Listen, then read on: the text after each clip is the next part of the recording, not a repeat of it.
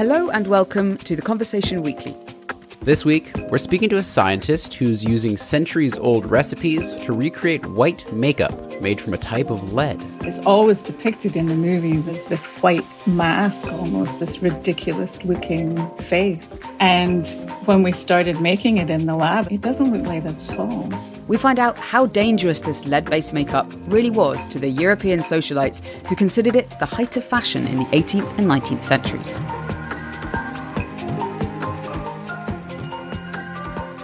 I'm Dan Marino in San Francisco. And I'm Gemma Ware in London, and you're listening to The Conversation Weekly, the world explained by experts.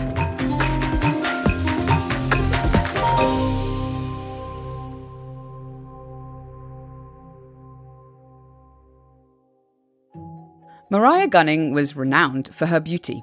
When Maria and her sister Elizabeth entered London society in 1751, they were reportedly declared the handsomest women alive. She was penniless, but she was so beautiful she managed to make this magnificent entree into London society. And the Earl of Coventry married her, despite her lack of money.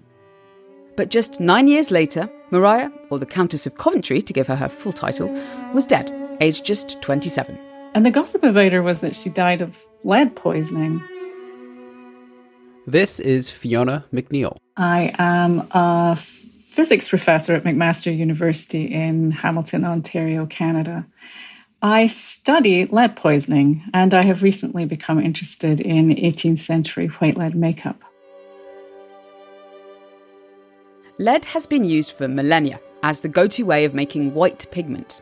And the use of lead has a long history in cosmetics too, all the way back to the ancient Greeks and Romans. But lead, we know, is of course rather poisonous. It can cause all types of health problems, from dizziness to paralysis to blindness, and in extreme cases, death.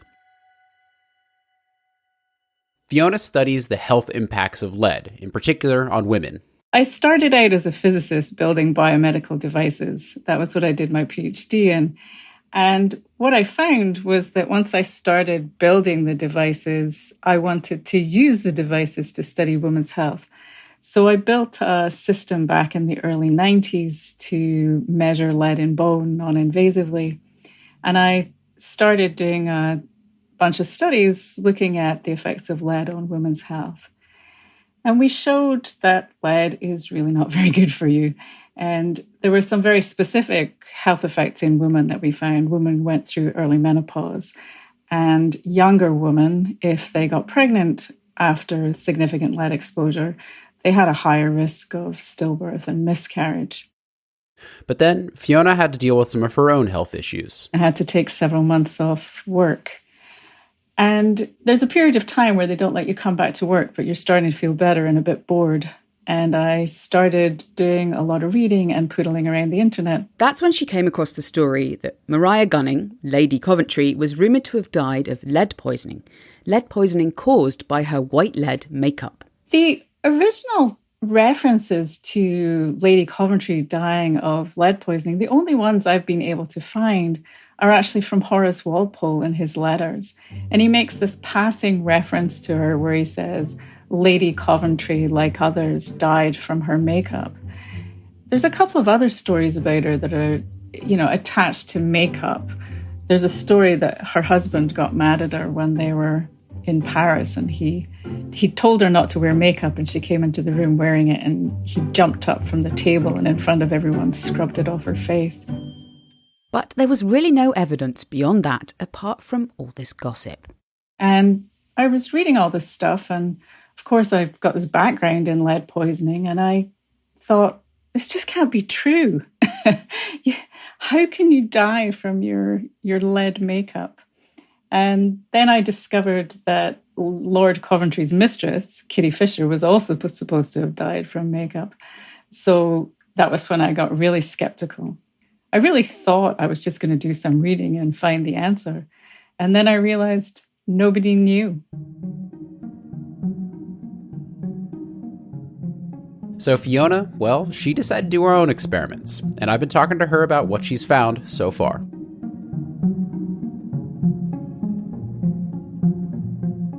Take me to the lab. What was the question you first wanted to explore, and how did you start? So the first question I wanted to explore was, can this makeup cross the skin? So the makeup's made from basic lead carbonate, ceruse as they used to call it. And it is toxic if you eat it and inhale it, but you only actually absorb very small amounts of it that way. And so my question was, is there something in the making of the makeup that's changing this lead carbonate into another form of lead that can cross the skin? Because in of itself, if you just rubbed white lead on your skin, there's no way it should pass through in any quantity. So we started finding recipes and we created them. Where did you find these recipes? You start finding these amazing recipes in a couple of places. So in the early modern period, there are all these books of secrets, books of household secrets. So, it's these household management books where you read them and it's telling you how to bake a cherry pie and how to cure a calf from bloat. And then in the middle of all of that, there are these recipes for how to make beautiful makeup for yourself. So, you have these women who are boiling up lead white with wax on a stove. And then in a later period, when you get into the late 18th and early 19th century, then you get these books of toilette, telling women how to do their hair and their face. And in there, you find a number of recipes. So in those two places, searching around, I found at least 19 recipes. Wow, okay. Yeah, there's a lot of them out there, and some of them have quite a lot of similarity. But there's different types. So there are some that are mixtures with oil, and there are some that are mixtures with wax. There's some interesting chemistry publications from the 19th century where chemists had actually analyzed these in their lab. And there's a few of these makeups, they're all mixtures of the white lead with clear liquids. But there is also a home recipe that is telling women how to mix white lead with glycerin. Okay, so I gotta ask, do you have a cookbook of sorts just full of white lead makeup recipes? I do, actually. It is electronic, and I have this list of different makeups, and we give them all these names that make sense to us. So there's one I call Boston 1833 because it was found in a book published in Boston in 1833. But yeah, we have a whole list in the lab, and we've made 3 of them so far, but 2 of them very, very simple, and one a little more difficult to make because it involves melting wax and mixing in oil and then putting in the lead carbonate. So all of this, of course, we do in fume hoods because we're trying not to expose ourselves. There's a certain irony in being in the lab, and we are suited to the nines, double gloved, face mask, goggles behind a fume hood, and you realize you're making this thing that women just spread on their skin. It's like we're as far away from it as we can be.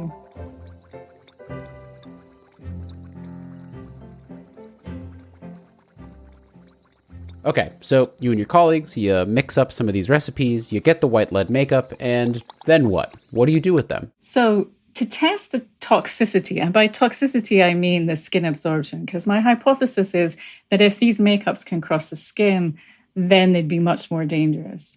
And what I wanted to know is, are there different types of makeup that could cross the skin? Are there some types that are more dangerous than others? So we use a system called France cells to do that. So this is 2 glass chambers, and we put pig skin between the 2 chambers. Pig skin's very like human skin, so it's a good model for that. And in the bottom chamber, we put phosphate buffered saline, which is a good model for human tissue. And then we put the makeup on top of the skin. So any woman who wears makeup knows that there's a sort of feel and a texture of the makeup as it goes on your skin, and you have to find a way to blend it in. And we found, obviously we can't put it on our skin and we can't touch it with bare skin, but by using silicone spatulas, we can see how we can move it around on pig skin. And it does work into the skin very like modern makeup. All right, you spread it onto the pig skin and then put it in these glass chambers. Then what happens? So I keep it all warm at 37 degrees Celsius, body temperature, and then we leave it for days, hours or days, and we look to see how much lead goes through the skin and ends up in the saline. We send the saline off for analysis afterwards.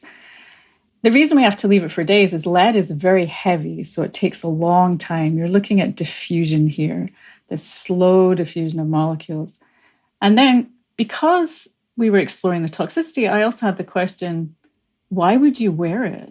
I mean, if there's a possibility that this thing is going to kill you, why would you do that? And I've always thought that women aren't actually stupid.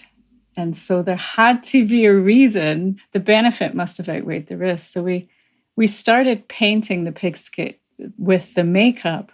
And I have an optical spectrometer where we look at the reflected spectrum of light. So we look at it at two angles. So there's two forms of reflection. There's specular reflection, which is like a mirror. And then there's diffuse reflection, which is more scattered light. So objects with a lot of specular reflection are glossy or shiny. And objects with a lot of diffuse reflection are kind of soft focus. And one of the things we find about this makeup is it has a lot of diffuse reflection. It's making everything on the skin look kind of soft focus. So it's hiding blemishes and wrinkles. It's blurring things. And in fact, it's acting very like modern blurring compounds that women use today for that same reason. But that's where we discovered the color, that it's not this bright white mask. Now, the different makeups are slightly different colors, but it's actually a color that's more of a pale yellow. And so when you paint it on the skin, the final color that your eye sees depends on the color of the skin you're painting it on and then the color of the makeup and how much makeup. But it's these makeups on very pale skin, because the pigs we use are quite pale. They're a very good color match for pale human skin. One of the big jokes in the lab that the students have is that the first time we looked at the color of my skin and the color of pig skin, we decided that I'm the color of a dead pig. They tried to reassure me they was quite a pretty pig, but so in very pale skin, what it's doing is it's shifting the color of the skin towards the yellow. And that sounds surprising until you realize that there have actually been studies done in Scots like me, these very pale-skinned people, where they took Scottish students at university and they fed them lots of fruits and vegetables, and they could see it changed the color of their skin to slightly more yellow. But the more interesting thing about it was they were perceived as being more attractive. So it looks like the makeup is mimicking that. It is making you look healthier, more attractive. Just a slight touch, because it still looks very natural. It's not an unnatural look at all, but it is shifting things in this yellow direction. And then some of them move it in a pink direction too. So I'm in my 50s, and we predict it would change the color of my skin slightly more towards the pink. And what that is doing is slightly pink skin is associated with fertility. So it's making a skin like mine look slightly younger.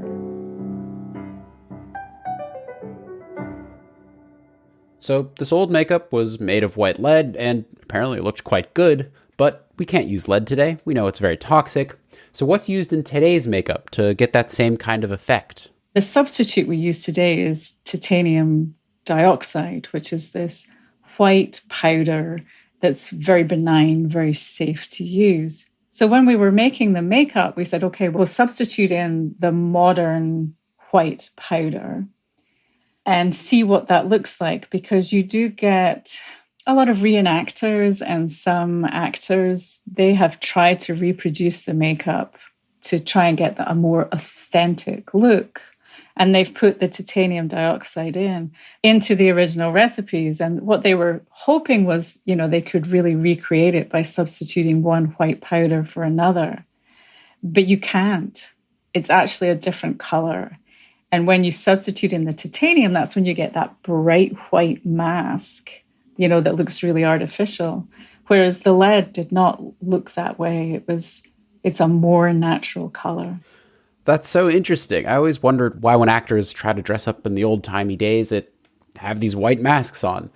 It sounds like when you recreated it in the lab using the proper lead ingredients, it wasn't white. It was looking pretty good.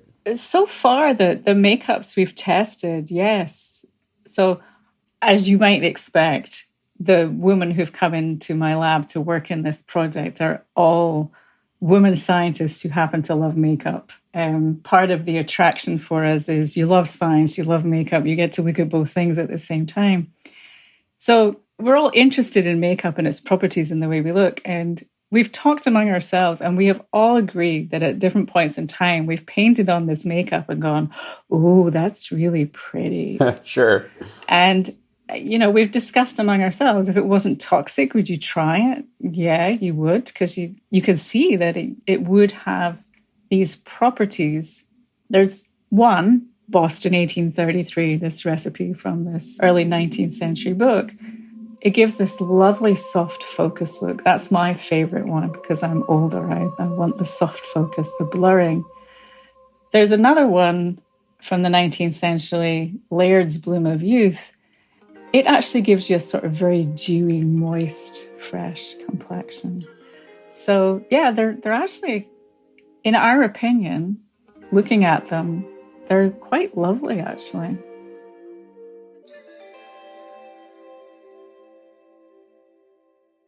So these makeups, they're lovely. They're much warmer and beautiful than they're depicted on TV, but are they dangerous? And I guess, did they actually kill people? So some of them were. So they are not all the same. They do not all behave in the same way. But one of the reasons we tried to recreate this recipe, Laird's Bloom of Youth, was in the 19th century, it was actually very well documented that women who wore that makeup could get sick. There was a physician called Sayre who had a number of patients who came in. And he did this really careful analysis where he actually got hold of the makeup and he analyzed it. And he did urinalysis in his patients. But then also he was looking at the symptoms. And they had all the classic symptoms of lead poisoning where you get palsy and there's this wrist drop that you get.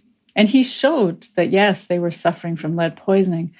So I wanted to study that one because I thought there was a chance that that one would go through the skin. And did it?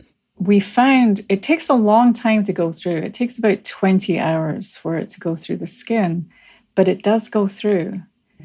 It goes through in tiny quantities. So I am painting about 0.3 grams per milliliter is the concentration. So high percentages of lead in this makeup on one side of the skin.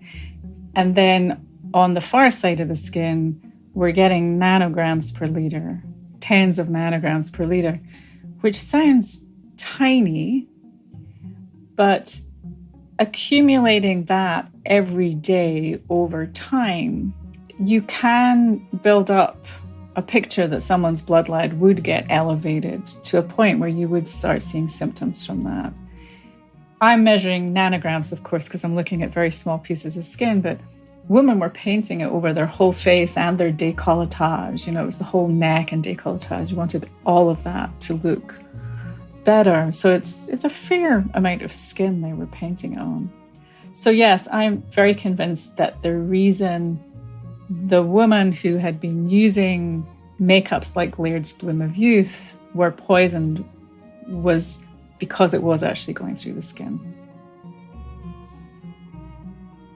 So Laird's Bloom of Youth, that one's no good. It did in fact pass through the skin and could get absorbed into someone's bloodstream and perhaps lead to lead poisoning. Yep. What about the other recipes? So there's a couple of things going on because one of the other things that we saw that went through the skin, actually in crazy quantities, was a mixture of white lead and vinegar. And that we tested that because that's supposed to be what Queen Elizabeth I used. And we were actually shocked and we thought the experiment had failed. And when the students were taking it apart and decanting it, they were actually calling me in a panic saying, Fiona, this looks crazy. You need to come in and take a look at this. And it turned out it hadn't failed. It just had gone through in very large quantities. And there what we think happened is the vinegar, the pH of the vinegar, the acidity of the vinegar, what it did is it broke down the outer layer of the skin. The vinegar was doing a bit of exfoliation, and I think that allowed the lead to go through. And I think in Laird's Bloom of Youth, the glycerin was softening that outer layer of the skin, and we would have a similar thing going on there. So there are some recipes that don't have that. And some of the waxy recipes, they're not softening the outer layer of the skin in the same way. And so we haven't actually seen in the, admittedly, limited tests we've done with the waxy makeups, but it doesn't look like it goes through the skin. So whether women got poisoned or not was very dependent on the type of makeup they wore.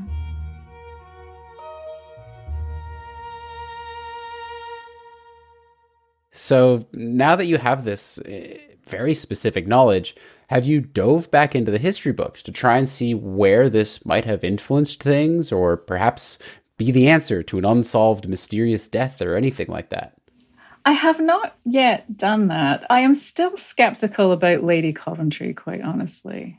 This Laird's Bloom of Youth that we saw coming through, this is a 19th century recipe. This is a later recipe.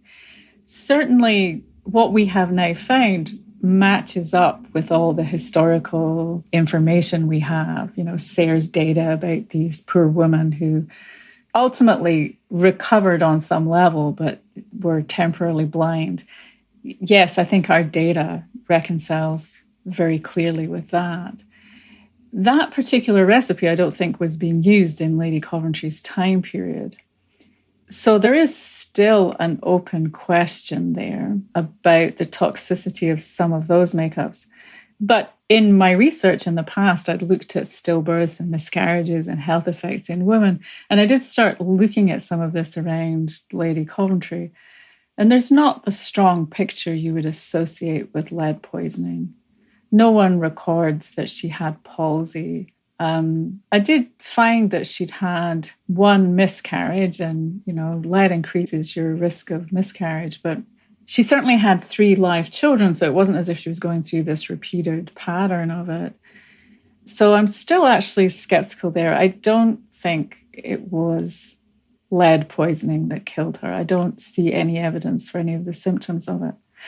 The one thing I will hold in reserve, though, is lead does affect your immune system. And the one thing I would really like to explore is, I think she probably had tuberculosis. My guess is that's what she died for, and that's some of the reporting at the time suggested that. And the big question for me would be, did the lead poisoning exacerbate the tuberculosis? Oh, sure. But that's going to be a tricky one to explore. That'll be a complicated experiment to find out. Sure. The vinegar mixture is toxic too. So that's going to be interesting to explore, revisit whether some of Queen Elizabeth's health effects were either due to lead poisoning or exacerbated by lead poisoning. Your research really confirms that there's a mechanism here for some of these white lead makeups to cause women harm. Might not always be true, but it's definitely possible. Yes, and that's the odd thing, because I did go in very skeptical. I really did not think we were really going to measure very much of anything at all. And as a scientist, it's always really interesting when your preconceptions get knocked down, you know. And yes, so to see, yes, some of these makeups really were quite toxic.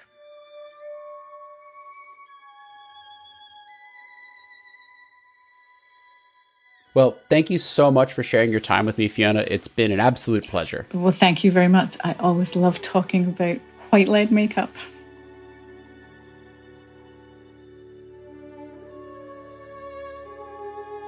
This whole story, Dan, it's got me thinking about how enduring and damaging this pursuit of a particular version of beauty continues to be today. You know, skin whitening products are still used by people of colour around the world, and many have serious and damaging side effects for the people who use them. And Fiona really talked about that in her article for The Conversation. Prettiness does come with an ugly side, the celebration of white skin. That was her quote. We'll put a link to that story and some further reading on this issue in the show notes to the episode.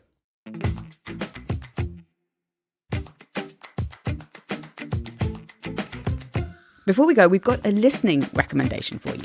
This one is all about the slap heard round the world at the Oscars.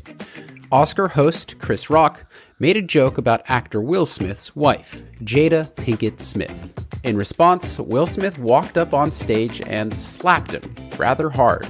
Neeta Sarl, host of the Conversations Don't Call Me Resilient podcast, talked to performance scholar Cheryl Thompson about that slap. Historically, comedians, they punched up. So they would make fun of the nobility class because it's fun to make fun of rich people, right? Yeah. They would make fun of power, essentially. Yeah. So the idea that a Black comic would come in that stage, use that pulpit to make fun of the least powerful people in the room, it kind of makes you pause and say, comedy is really in a crisis because it's as if the comedian doesn't understand power anymore. They're attacking the people who are the most powerless in our society. To listen to the full episode, search for Don't Call Me Resilient wherever you get your podcasts. That's it for this week. Thanks to all the academics who've spoken to us for this episode, and thanks to Nihal El-Hadi, Neeta Sarl, and Scott White, and to Alice Mason, who runs all our social media. You can find us on Twitter at TC_audio, Instagram at theconversation.com, or email us, podcast@theconversation.com. Don't forget to sign up for our free daily email. Just click the link in the show notes. And if you're enjoying The Conversation Weekly, please leave a rating or review wherever you're allowed to. The Conversation Weekly is co-produced by Mend Mariwany and me, Gemma Ware, with sound design by Eloise Stevens. Our theme music is by Neeta Sarl. I'm Dan Marino. Thank you for listening.